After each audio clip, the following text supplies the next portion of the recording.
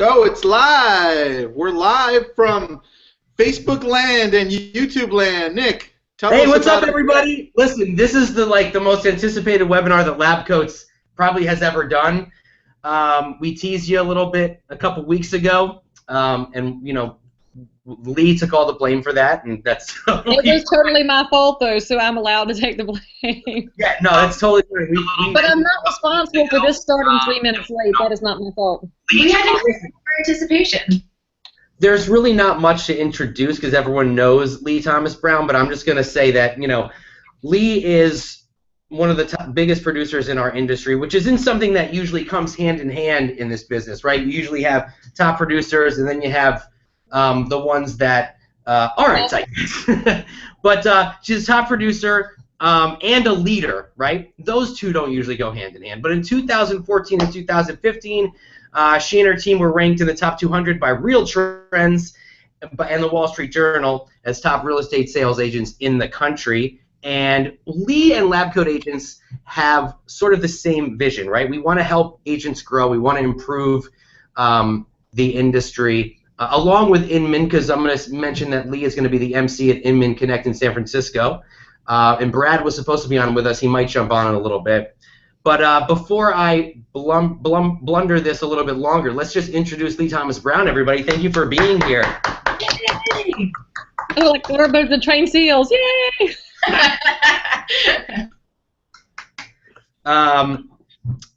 Yeah, so let's get it going. I'm going to start off with the first question. Leigh, I know that your mission, right, is to improve the industry. There's lots of agents out there not being so smart about what they're doing on a day-to-day, and I know that's a real interest of yours. So I feel like the rise of social media has given agents more of a feeling of empowerment, and not necessarily in a good way. Like they're quick to put others down and lower the status quo of the industry at the same time. So why do you feel that there's so many agents out there who want to bring others down as opposed to putting that emotion into their business and growing it?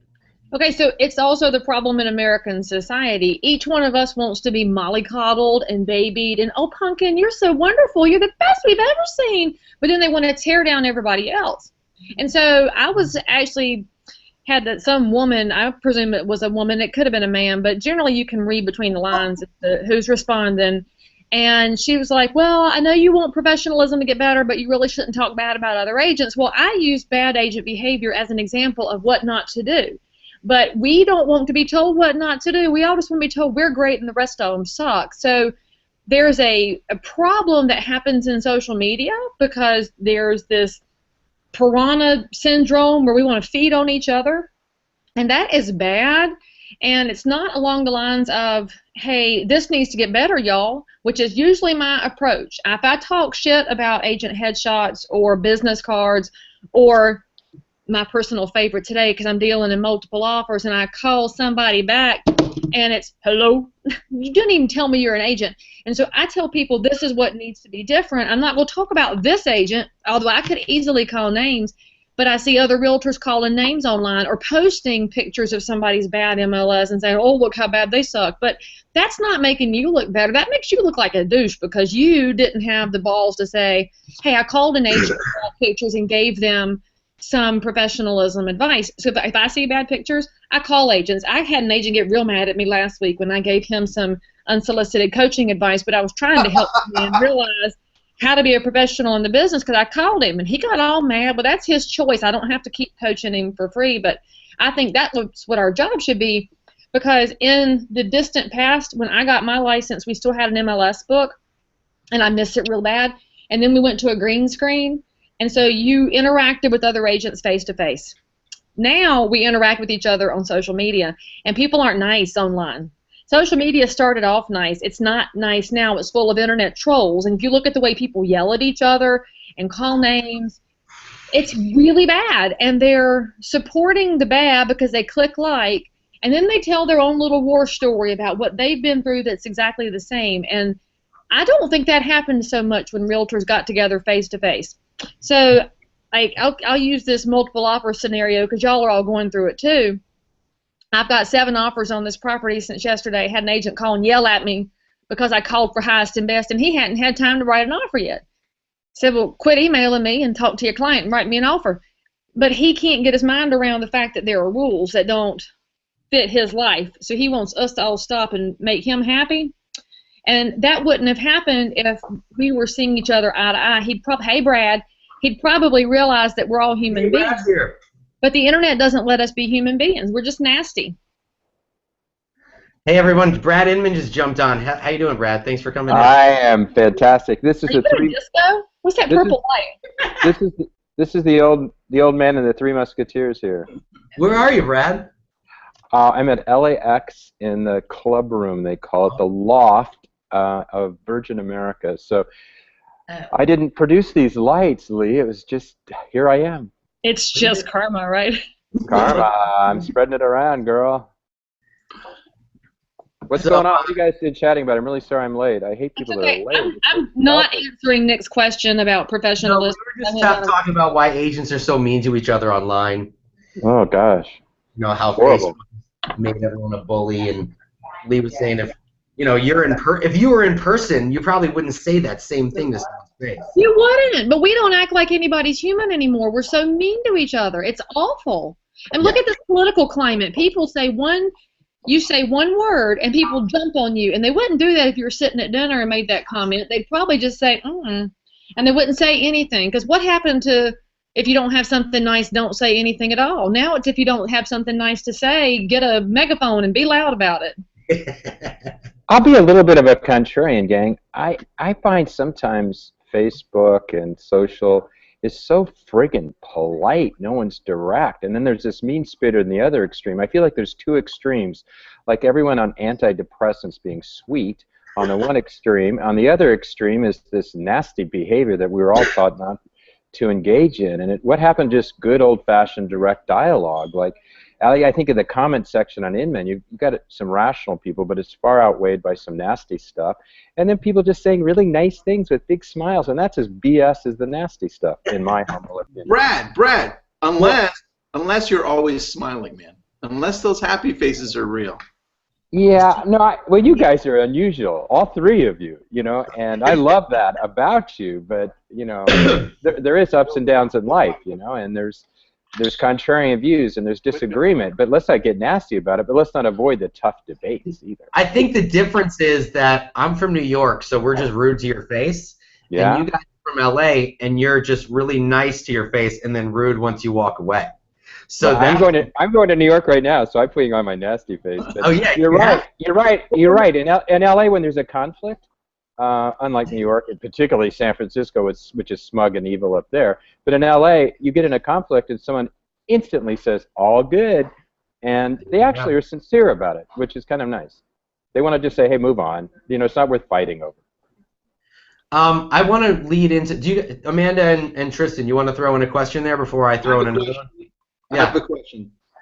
You've been in business since about 2000 or 2000, the year 2000? The year 2000. Okay. And what prompted you to be so vocal in real estate? What did it? Or were you always like that growing up?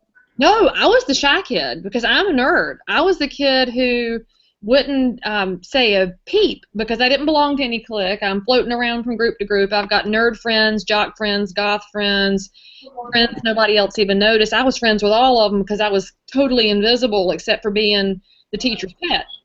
And that didn't change until, I really didn't get loud until I started selling chainsaws, and then you have to. And when I got into real estate, I got more opinionated. So social media made me opinionated because I feel like there's a void. So I look at what Brad's saying. You've got the nice people on one hand and the assholes on the other hand. And what happens, I think, is that the rational middle people have completely disengaged and said, I'm out. So I fill that gap, and I saw it in real estate because when we're doing short sales, agents didn't have the balls to tell people your house is underwater, here's what your options are, and they would walk in the house and be like, okay, good, fine, and then this is fine, and maybe they were on antidepressants, and they should have been. So I had to get opinionated because it was going to save people from foreclosure. And then when I made my little video about Bank of America, when I lost my temper that one day in 2011, That's what changed everything for my business, because I realized how being vocal and outspoken and being slightly unhinged in a rant would grow my business and would grow my reach.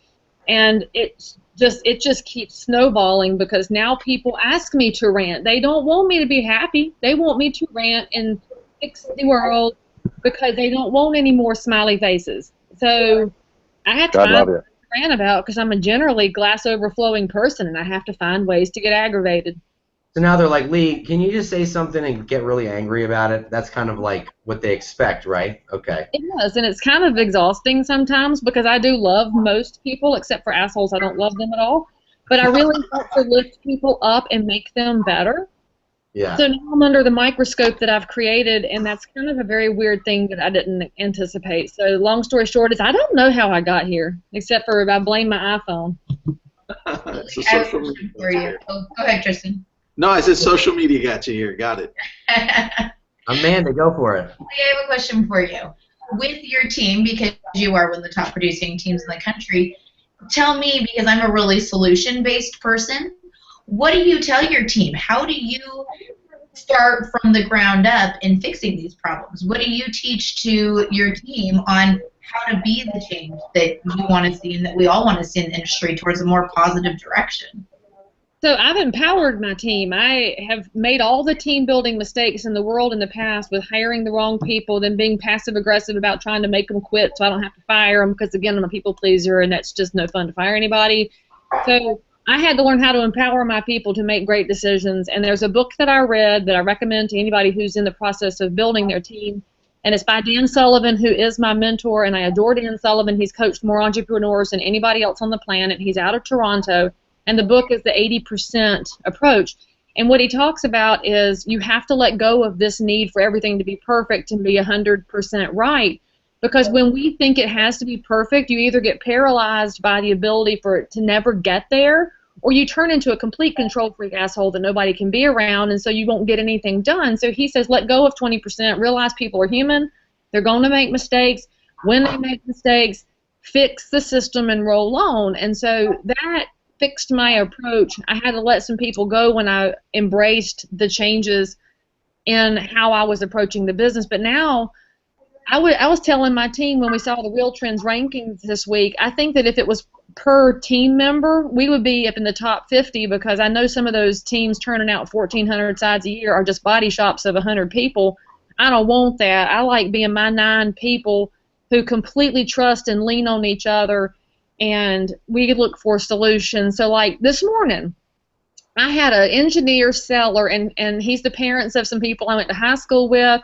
He is beyond obsessed with details. Like his pegboard is color-coded, and all the tools are in size order too. So I knew what I was dealing with when I listed the house. So he got his repair report and request, and we sent it to him in a format that he didn't like, and he called and said, this should have been in this order in this format. And I said, for you, it absolutely should have been, and thank you for that feedback. We're going to fix this going forward. And I called my girls and I said, hey, let's reformat how we send out these requests, because if we made it easier for him, the normal people of the world would be beyond delighted. So I guess long story short, what makes my team hum right now is that we don't yell at the humans, we fix the systems. And so if something didn't go right, yelling at each other doesn't solve it. And like one of my girls is going through adding her parents to her household, and that's a highly stressful moment for anybody to be a multi-generational household. And so as a team, we sat down and said, what are we going to do to help her stress level? What can we take off her plate? How do we help each other? It is not the normal real estate team, which is 100 people thrown together to buy leads from Boomtown or Tiger Leads or Commissions Inc. and then just go practice on consumers. Does that answer your question? Yeah, I love it. So can you dive in a little deeper then to what the structure is of your team? Because I love that you're up there at the top and you're not running this massive, massive team. Tell us a little bit about your team. Okay, so first of all, I'm not at the top. I am a piece of the puzzle, and my role is the CEO of the team. And so in my job description lies the responsibility for marketing the team, for being the brand people think of when they hear Charlotte, North Carolina real estate, they think of Leigh Brown. That's my job, and it's also to give my team the tools that they need to be successful.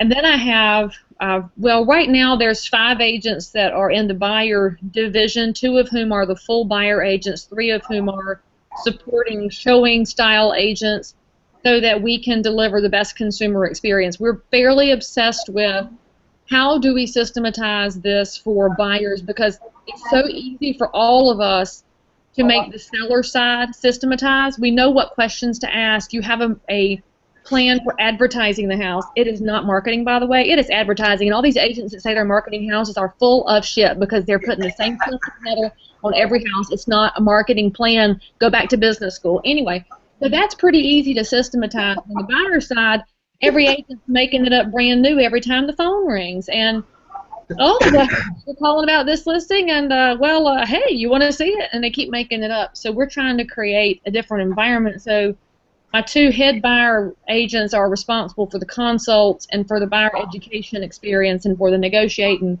The other 3 girls are responsible for the open houses and for the showing of properties, unlocking of doors. And then we have 2 full-time admins, and one of them is responsible for closings, one is responsible for listings. And I had just hired a new listing partner, and her job will primarily be to take our advertising plan to the seller, help them gauge the correct price and condition for their house, and get their properties sold efficiently. So that's who we are right now. Wow. And by the way, the second half of your question was these gigantic teams. I can't do it because my name's on these signs and yards. My name is on these buyer contracts. I can't live in an environment where somebody thinks they're working with Leigh Brown, but Leigh Brown doesn't know who they are. And I think that those teams that have 50 or 100 people, it works for them. That's the cool thing about real estate. You can set it up however you want to, and that's awesome. But to me, those are just brokerages. I'm part owner of my brokerage, and I've got agents rolling around, but my name is not on their signs or on their contracts. I'm cool with them doing their own thing. I would not be cool with being a mega team because that doesn't fit my value system or the way that I'm conducting real estate. And so our team is very focused on, do we know the clients with whom we're working, even if it's not our personal person? You know what? I really can relate to that. I mean, I have a team of 7, and you know, I think about, oh man, it should be a mega team. But you know, when it comes down to it, I really like to be really hands-on, and I like to talk to my clients, and I like to solve problems. And that kind of leads me to this question about customer service, because I know that you're big on customer service, like you just said, and it should really be number 1 in this business. And when a listing doesn't sell or a transaction goes south, agents tend to kind of like shy away from their clients. They want to avoid them, right? And so, like, you talk about how we can improve our missionary position, right? It's not this. That's tacky. Just say missionary style real estate. I don't want to. Air quotes. What year is this? This is I don't want to offend Brad. Quotes are dead, Nick. So I need to improve my missionary position, but not in the context of conversation. But Mrs. Baldwin and get her opinion on this. So the nose to nose and the belly to belly and the toes to toes, which I think is a great approach. How can agents improve that when something's kind of going south? How can they build up the morale and get their clients excited and let their clients know that they're still paying attention to them? They got to grow a pair. I mean, I'll say it all the time. I've got balls. They're just not crystal. The only thing I can't do is predict the future. So you have to grow a pair and talk to your clients, and it's painful. I know. Yesterday I called one of my sellers because I woke up in the middle of the night and said, oh, shit, I have not called Judy lately. And so I called Judy, and I said, girl, I'm so sorry. I have not called you like I said I was going to. And then I went through the market analysis for why her house hasn't sold and offered her some options. But I didn't want to make that phone call any more than any other agent wants to make that phone call. But guess what? This business is not easy. It was never intended to be easy. And agents, you are paid oodles and scads of money to guide people in the minefield of dealing with their largest financial instrument. And when you don't have a pair to tell them, you screwed up. Shame on you. Because often the pricing problem was not the seller's fault. It was the agent making shit up. And the agents who say, well, you know, that's your price. We can try it, and we'll come back and revisit it. And that does not ever work because try is not a business plan. And you go back to that seller 2 weeks later and say, well, your price didn't work. And the seller says, well, you told me it would. You let me list it at that price. And then the agent thinks, oh, my God, they don't like me anymore. And then they go into hiding and never call them again. And then the seller fires and calls me and says, I need somebody that will be interested in selling my house because my last agent vanished. And that is why I say we need a giant milk carton in real estate for all these missing agents, because they all vanish. They vanish at day 31 because I have decided that agents fall out of love with their clients on day 31 because they thought for sure it was going to sell, and then it didn't sell. And now they think, well, what do I do? Because they didn't have a marketing plan, because they don't know what a marketing plan is, and they don't know what other websites to put it on, and they don't know what to tell them, and they don't know what the feedback means. They don't provide feedback because they're against feedback, and so they don't know what to do with themselves, and so they just hide and pray. They pray to people that they don't even know, because I think even atheists pray in real estate, honest, but they need to meet talk to them. And they're praying that somebody will wander through the neighborhood and buy the house by accident, and that is not a business plan either. I love it.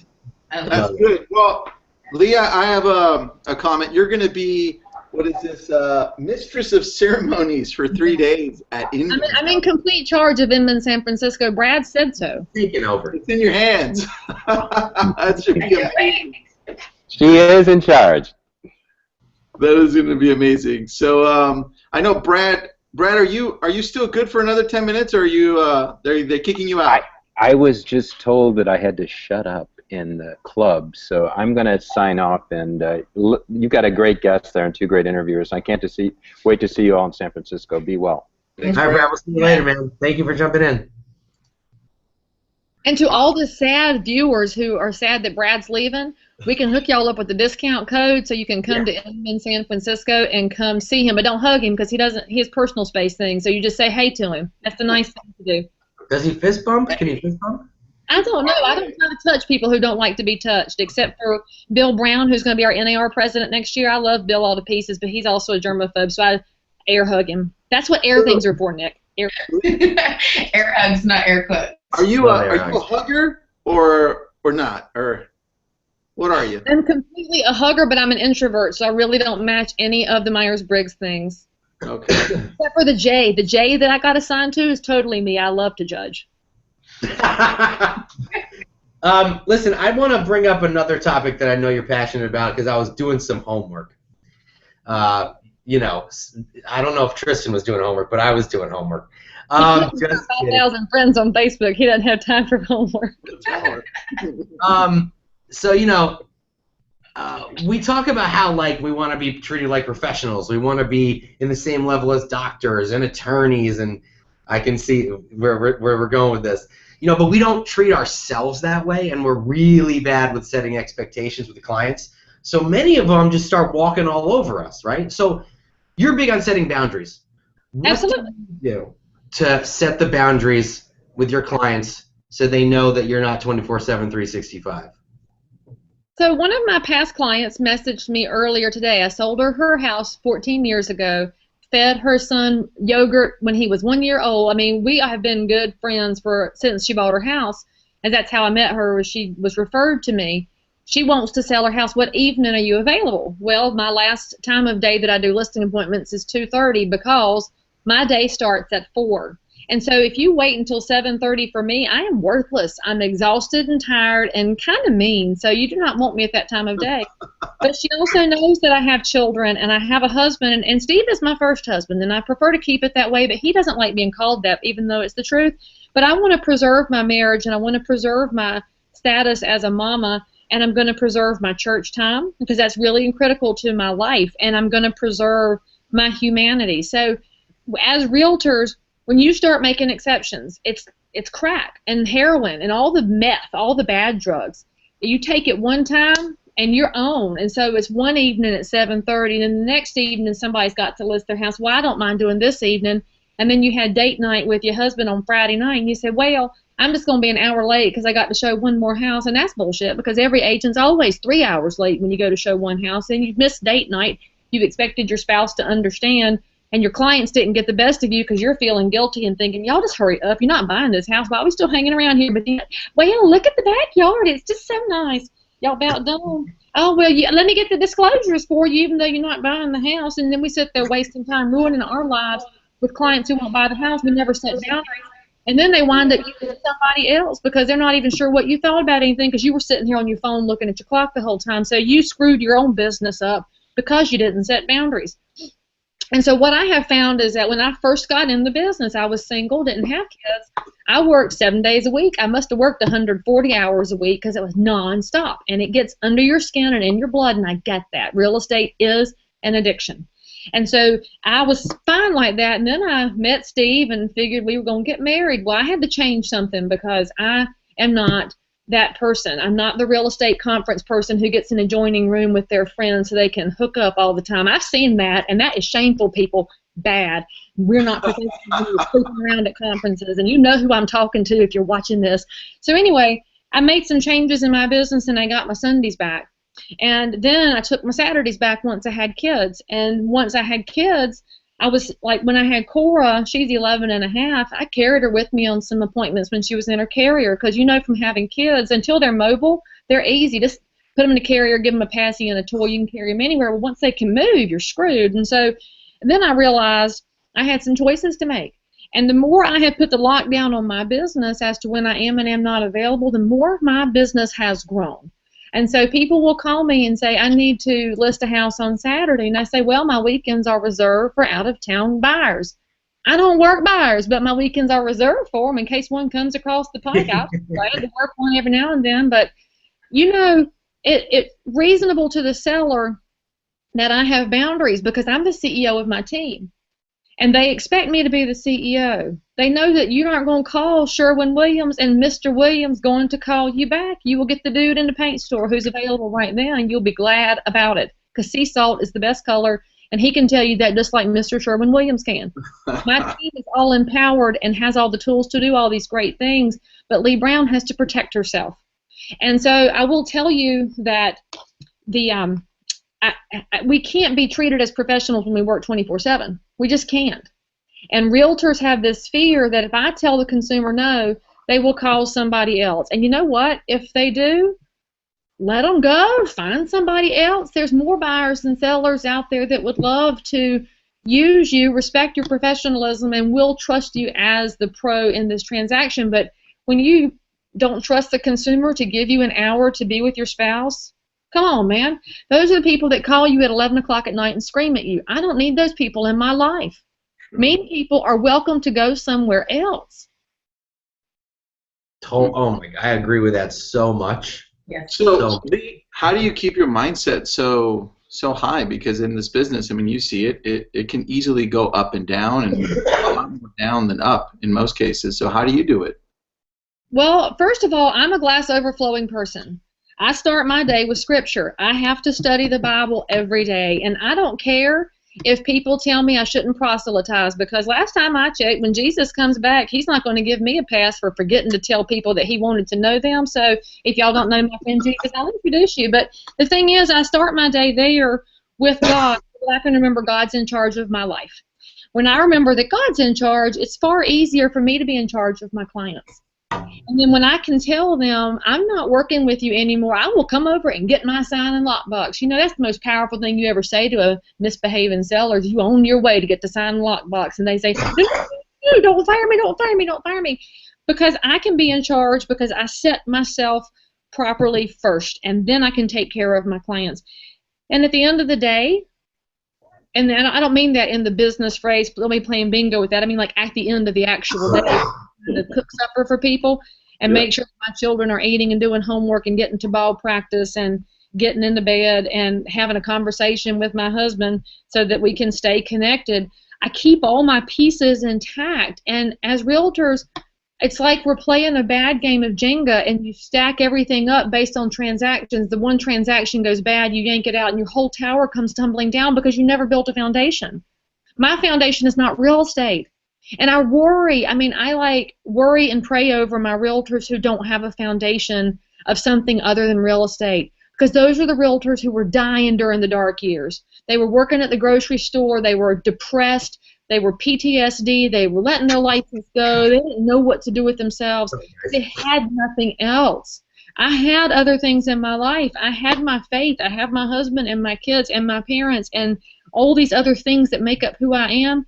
Real estate is the icing on that. It funds my life. It is an obsession of mine to protect realtors and to make realtors better. But I can't do that if they don't know who they are in the first place. Nice. That's a great answer. I think Amanda can relate to it because Amanda's mornings are very similar in the sense of what you just said. It's structured. You base it on something else rather than just real estate. Very good. I've got one more question for you, Leigh, if you have a few more minutes. Of course. Okay. So I want to talk about social damage, right? So how agents portray themselves online. You know, Step in. I have an appointment I have to get to. Leigh, thank you. it's getting good. Bye, Amanda. I was seeing San Francisco. San Francisco, Leigh. Amanda's going to be on our Inman track, the lab coats track. Bye. Have a good day, everybody. Bye, Inman. See you at Inman. Bye. Bye. She's still there with a smiley face, though. All right, she froze. All right. Is that a perfect picture? She's perfect all the time. I mean, the teeth and the hair. I want to talk about social damage and about how, you know, as agents, everything we share on social media obviously directly reflects our business. So even when we're posting personal, it's affecting our business.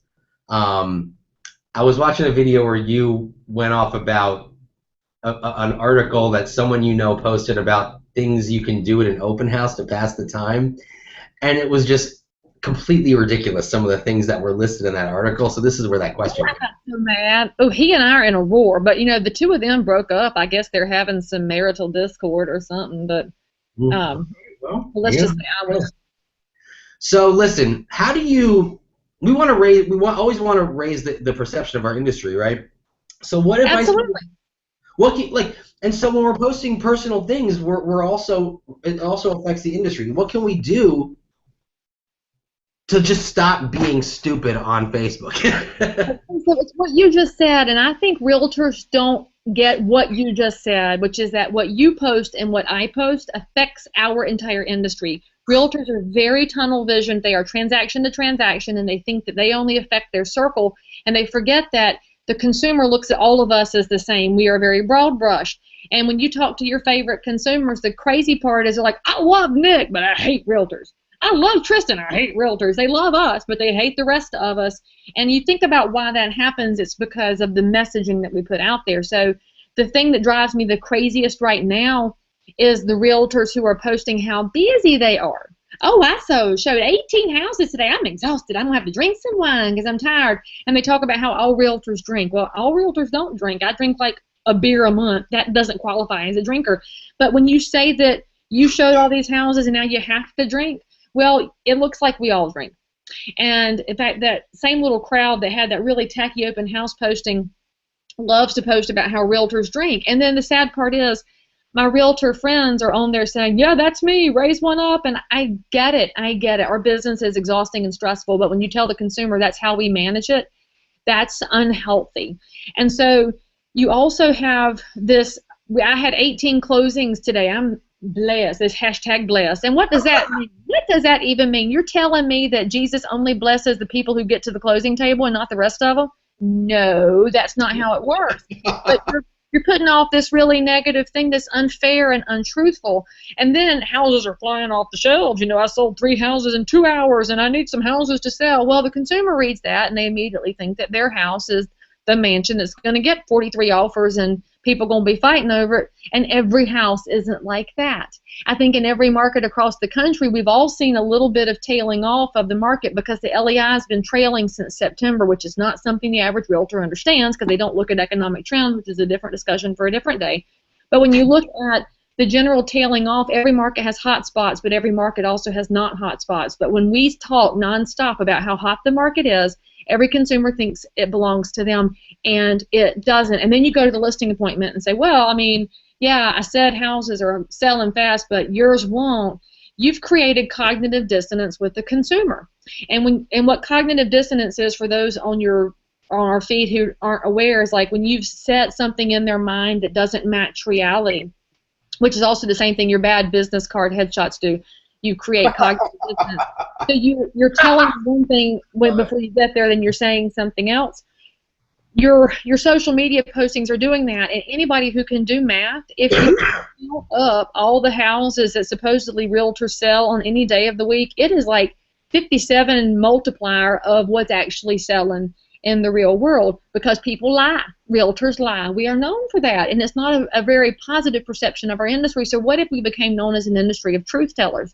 And instead of being nonstop rainbows and unicorns and glitter and sunshine, if you said occasionally, yeah, you know, the market's interesting, let people respond back. They'll say, well, what makes it interesting? So if you think about social media, instead of your opportunity to hang more plaques on your wall, but as an opportunity to create conversation with the consumer, that's where your business starts to grow, and that's where you affect the industry, because realtors are the professional hand that guides people through the minefield of a real estate transaction. That's what I tell my consumers as to why I do this. I love guiding people through the minefield of a transaction, and they might get blown up, and I might get blown up, but pieces of us are going to get across the line together. Whereas most realtors will just say, I'm going to get you the most money in the shortest amount of time with the fewest hassles, woo, which are all three lies, because you can't promise any of those things.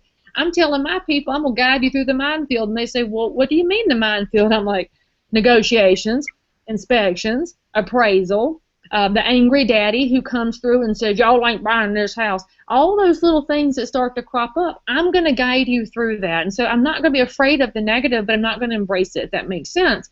You want to talk about the reality of it. And so from a social media standpoint, I read it a long time ago, and if I knew where I read it, I'd give credit, because I try to give credit where credit is due, but I've had 2 children, so I can't remember anything.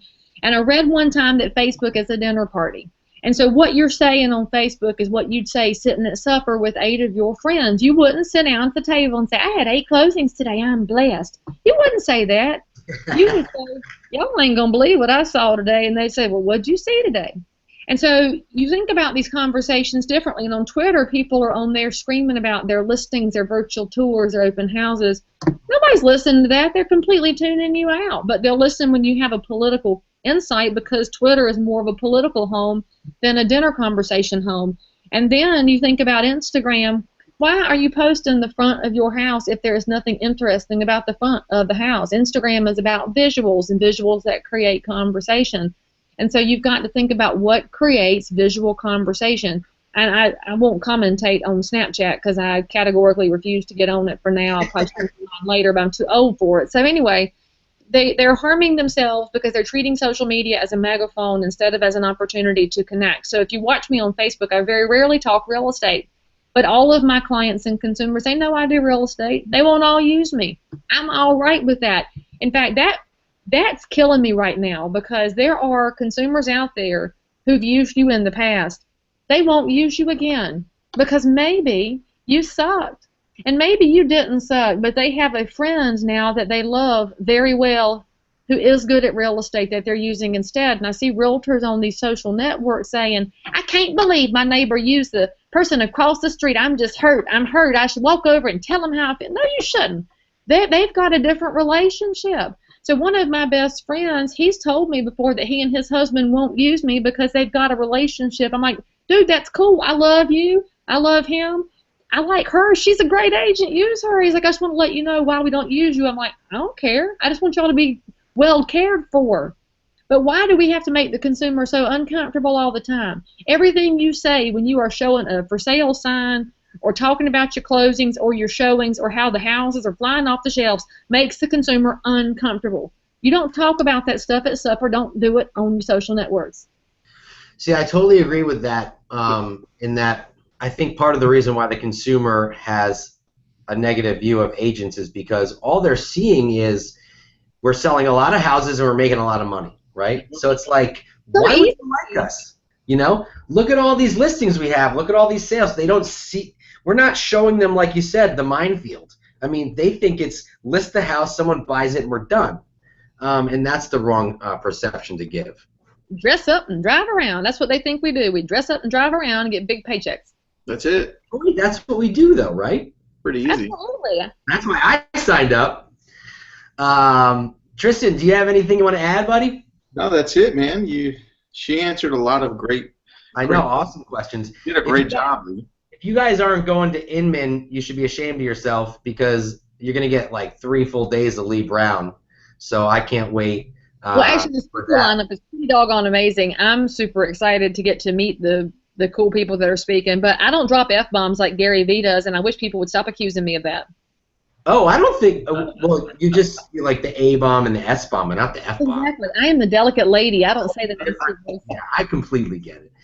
I was going to say, I noticed that you want to talk about your book. You wrote a book. I know. I wrote a book. Yay! Talk about it for a second.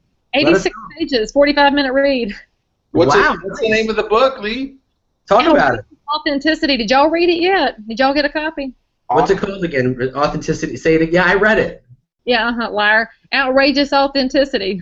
Yeah, no, I'm gonna. I'm gonna read. I'm gonna order a copy right now. I see what you're doing over there, Tristan. I'm ordering it right now. I'm posting it up on the group. Listen, will you sign it? I narrated the Audible version if you need to hear some more Southern accent. I did that. Oh, you have an audio version? Yeah, it's on Amazon. I'm gonna get that. I'm gonna get it. So yeah, I wrote that book because I feel like realtors in specific, but society as a whole has lost the ability to have an opinion without being a jackleg about it. And so I wrote the book as a blueprint basically for selling more houses by having an opinion. And that is what Brad was saying earlier, is that you've got this issue where people are fangs out when they talk about their opinions and the rest of people don't have an opinion, and so the nasty people have controlled the conversation. My whole point with this book, and it really isn't just for realtors, I wrote it so that it could apply to anybody that's in sales, is that if you're willing to let the consumer know that you have an opinion but that you don't have to be a jerk about it, you actually attract people to you. So I found this out in the political sphere when I ran for office, because I'm a moderate who currently is registered Republican. I probably belong to as an independent, and I'll try to start my own party at some point. But I don't fit either party, but I ran as a moderate Republican and got tore up because I didn't fit the planks. And then there's a whole gap in our society for people who are unrepresented, and they don't know what to say anymore, because now the PC culture has said to be careful what you say because everything offends somebody. So you couch what you say, but you've got to have an opinion. People come to us as realtors for opinions. Why should I buy this house and not this one? And when you don't have the balls to tell them, what are they supposed to do? They go to Zillow, because why? Zillow's not supposed to have an opinion, but at least it's free. So if you're paying me to have an opinion and I won't have an opinion, why should you hire me? Let's think about that. Right. That's a very good point. It makes you look at it completely differently.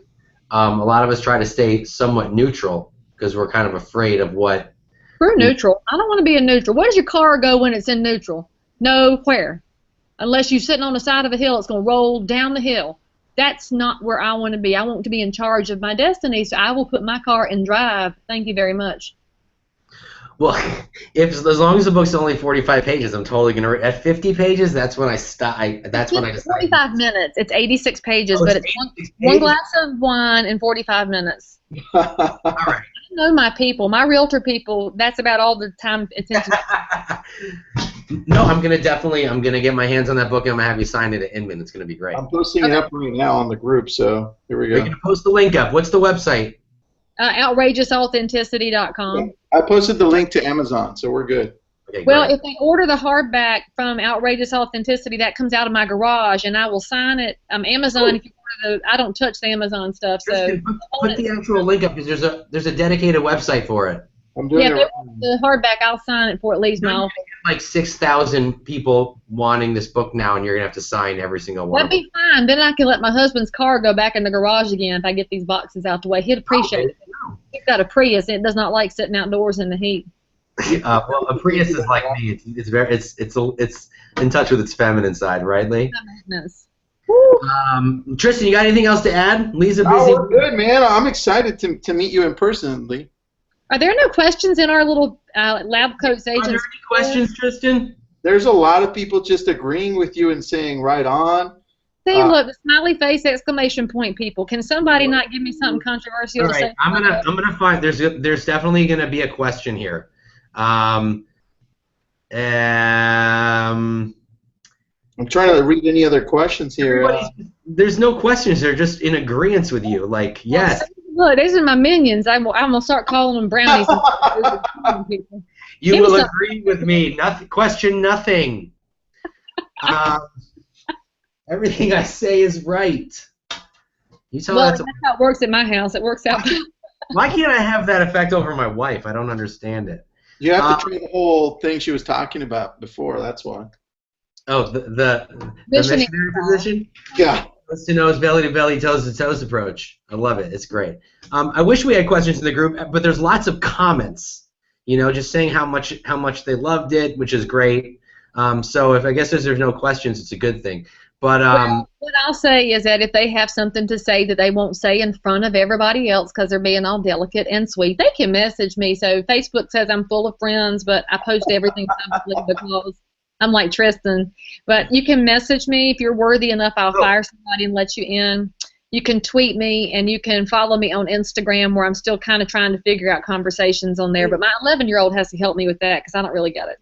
Leigh, here's a question. This kind of reminds me, like, so where does most of your business come from right now? Because this, you know, you're obviously to the realtor community.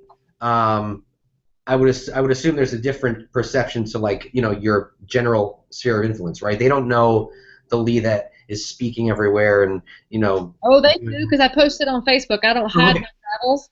So. Go ahead. I'll let you answer the question before I answer it. No, I was saying, but like, but to them, you know, some of us like to think that that's important, but to them, it's probably not as important. So, where does most of your, like, it's important to us because you're giving us knowledge and information, and we're a realtor, so we can relate. But to the general population, to the general consumer, it's looked at in a different light, right? So, where does most of your business come from? Does it come from that notoriety and your noticeability, or do you come from your past clients? Does it come from your experience in the industry and just, you know, prospecting? Where does it come from? Well, I can show you my pie chart because I track all of these things. And my business, my primary categories are agent referrals, because I get great agent referrals from across the country. And part of that is because I position myself as a North Carolina resource. So whether they're coming to Charlotte or Raleigh, Asheville, Wilmington, people come to me for North Carolina and say, is this your area? If not, who is? And so I love being able to connect people inside my state. So I will say that's, as agents, don't be so pigeonholed in your town. Talk about your state, and then make sure that you're involved in association life and in production life so that you know who is reputable in your state. And you don't pick those referral people by who you like on Facebook. You interview them. You look at their production, you look at their websites, and you pick them well. So that's what I've done. So anyway, agent referrals is a huge piece of my business. And then it would be sphere of influence, which I think includes my past clients because I continually influence them. So in my community where I live, I'm in a suburb of Charlotte.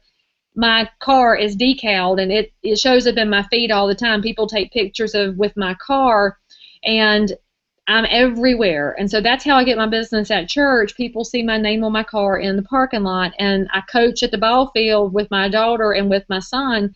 And so people come find me at the ball field and say, hey, I knew you were here because I saw your car at the parking lot. And they know I'm not going to be able to answer a question for them while I'm coaching, but they'll catch me at the end of a game. And so that influencing piece is being visible. And on social media, I get a ton from Facebook. I get some from Twitter, but only when I'm really politically controversial. And I haven't gotten a whole lot from Instagram yet. All that changed this week because I found the new tool. But what is it? I'll tell you about it some other time. I got to write up a post about it so that I can give the instructions, because realtors need instructions. But the with Facebook, I've lost some business because I do travel. And so I've had people that say they haven't called me because they thought I was too busy.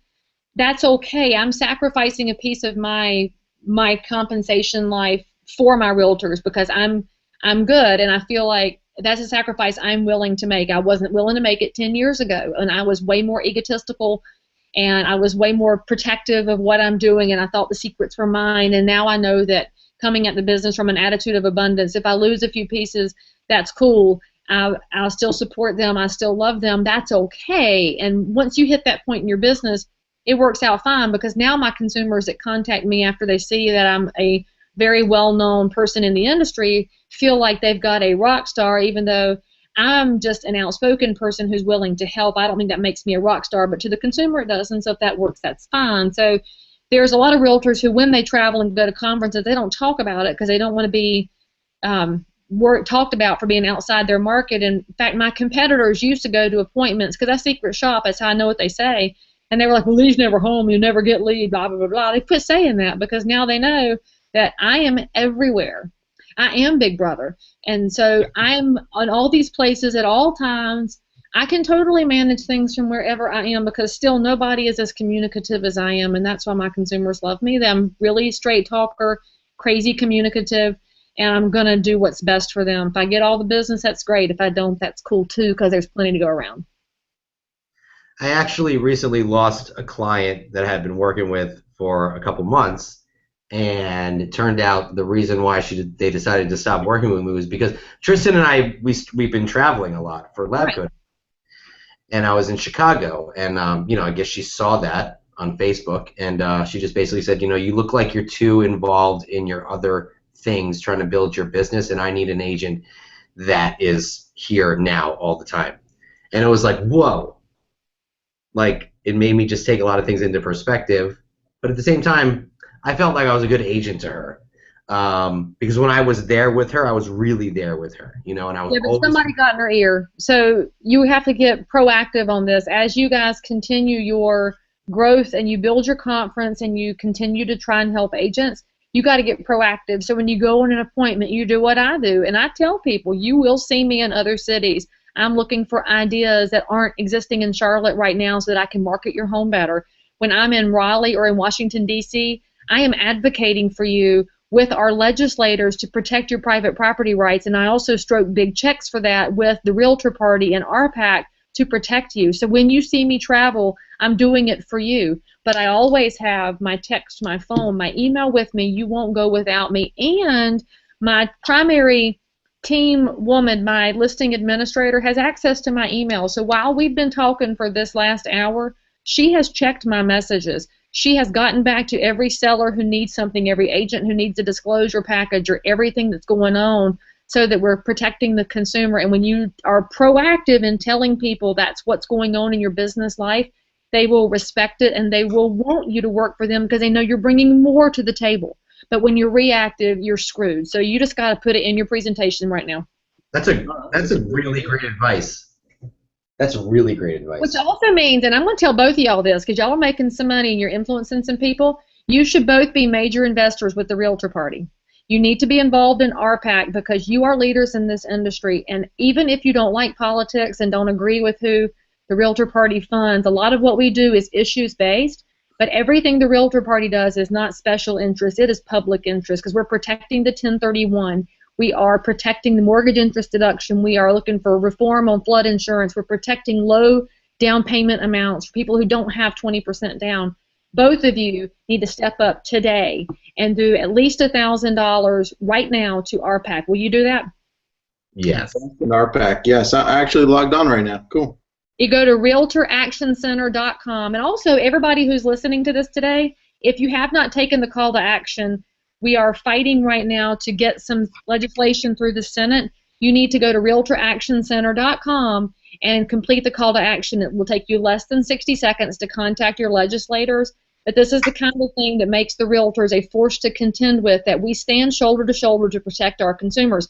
And I'll tell you, when you go to a listing appointment or a buyer appointment and you tell them that you are not afraid to call your congressmen and your senators to fight for them, there's nobody in your market that can compete with that because most realtors are completely disengaged from the process. They're not looking at the 30,000-foot view of protecting our industry.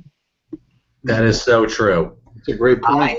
I just wrote down the website because I'm going to do it after the interview. But thank you for that. That's a very lots of great advice there. Tristan. No questions, man. That's it. We're good. No questions. It's still just thumbs ups and cheers. Come on, people. You have, you have a whole bunch of followers that love you, and I'm just. They're like, Leigh, what should we do, Leigh? We love you. That's pretty much what we get here. But listen, this was amazing. Thank you so And this much. was unpaid, by the way. Y'all didn't pay me to be on your show, and I didn't pay you to be on this show. This is just an opportunity to give and share with each other. Leigh Brown was not compensated in any way, shape, or form. In fact, I'm Remax, so I'm not even in your little pyramid. So see, if It's not about the pyramid, right? MLM, sorry. Oops. We didn't even try to recruit you, Leigh. You know, I mean, come on. That's amazing, amazing. Listen, it was so much fun. Thank you. We appreciate it. Hey, thanks for all you guys are doing. You've got a really good, positive group, so hopefully the members will keep it that way and it won't devolve into that raise the bar in real estate grumpy fest that goes on. Yeah, listen, don't be jerks, okay? Don't I'm be just jerks. saying, I had to leave that group because they're ill. Oh, wait, hold on. There's one question coming in. One question. Well, she better hurry up. Hurry up. Type faster, girl. Come on. She better type it in fast because we're kind of like biding for time. Anyway, she can message you. 3, 2, 1. Oh! All right, guys. Kristen, no, it's on there. Kimberly Gettle asked a question on the thread. Oh, nice. What is it? I don't see it. It's on the thread. Oh, is Kimberly saying she's going major investor too? I knew she would. She's awesome. She's got that little cute red hair. Yeah, Kimberly loves you. Where is it, Tristan? I don't see it, man. She Oh, could did have you hide it? Don't be hiding it. She's a good girl. Yeah, no, I know you guys have met before. She loves you. I don't know if I've met her in person or just online, but she's cute as a button. All right, well, Kimberly, you could just message Leigh and ask her. Anyway, thanks, Leigh. We appreciate it. It's been fun. Thanks, And I'll see Leigh. you guys in San Francisco. See you then, man. Bye.